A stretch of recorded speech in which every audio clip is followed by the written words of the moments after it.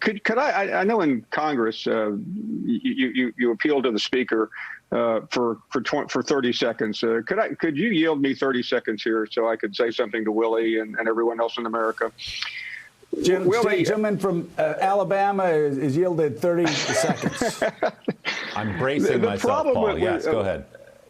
Here's Alabama folks right now may not be thrilled with Joe Scarborough, but I really believe that all your friends in Alabama owe you a debt of gratitude, because 13 years ago, Willie, you've heard me talk about this with you and others in the inner circle have, but Joe Scarborough did something that changed college football and changed the dynamics of where we are today.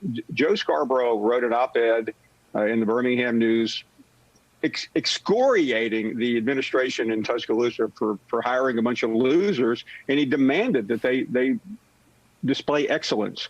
And he gave them two choices, Steve Spurrier or Nick Saban. He came on our program and enunciated that, and they followed his lead, Willie. And 13 years later, everyone in college football, they don't hate Dabo Swinney. They should hate Joe Scarborough, because you brought Nick Saban from the Miami Dolphins to the University of Alabama. And the college football world has never been the same, because Nick Saban did something for folks watching who don't follow college football. He went to Alabama, who had previously had the greatest coach in college football history, Paul Bear Bryant. And now Nick Saban is considered that. The fact that anybody could supplant Bryant is remarkable. That anyone could replace Bryant and supplant him at the University of Alabama as the greatest coach of all time is even more incredible. So, Alabamians, send a Christmas card to Joe Scarborough this Christmas. He deserves it. You know, that's awfully nice, Paul. But, you know, the basic argument was, and you can explain this better, and this is not just about Alabama. This is about any college football program or any White House or any Southern Baptist church or any school. My argument was very simple.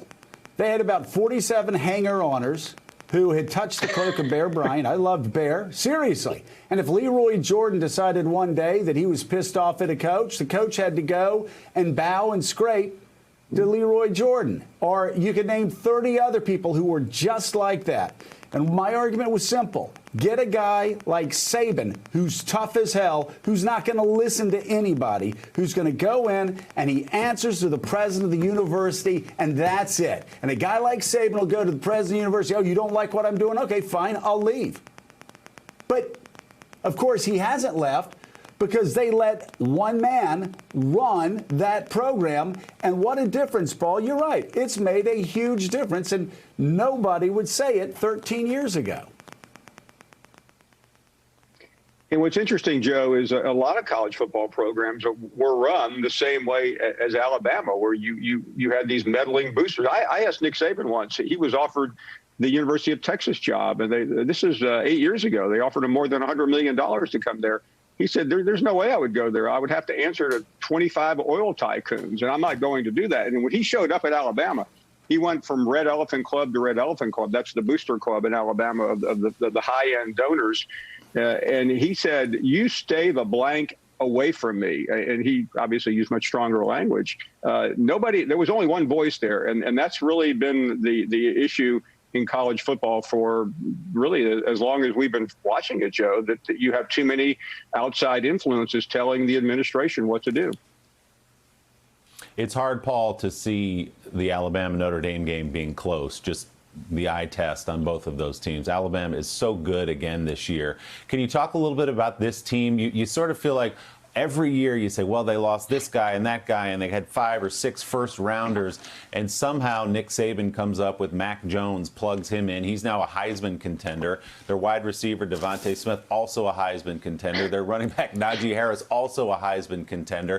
How good is this Alabama team this year? Willie, this may be the best Alabama team I have ever seen. And I started covering the University of Alabama right after Gettysburg. So it encompasses a lot of time.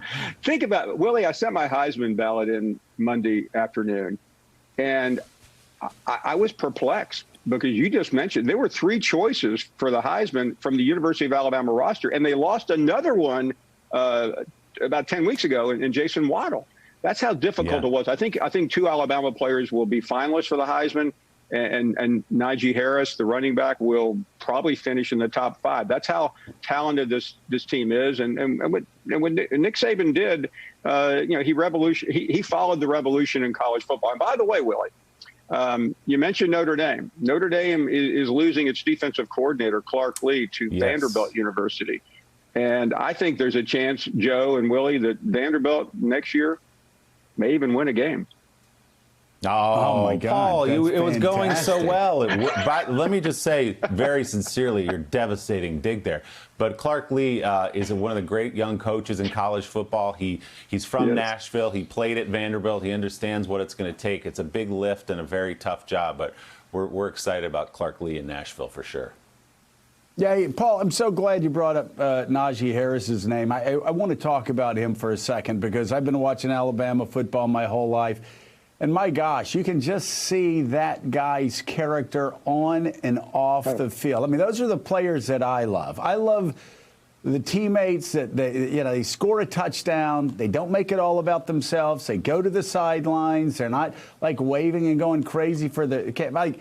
Najee Harris is California cool. More importantly than that, he's just a great teammate. I love this guy. He's an amazing athlete. He's an amazing runner. I love the story I heard last week. He went to coach at the end of last year, said, what do I need to do? And coach said, well, you're just one of the best natural athletes I've ever heard. You raise your voice a little bit in the locker room. Get a little more involved. So he did that. This is a really, really special kid and would be my pick for the Heisman. Probably, like you said, he'll get in the top 5. But, man, some NFL team is going to be really lucky to get Najee Harris. Thanks for checking out MSNBC on YouTube. And make sure you subscribe to stay up to date on the day's biggest stories. And you can click on any of the videos around us to watch more from Morning Joe and MSNBC. Thanks so much for watching.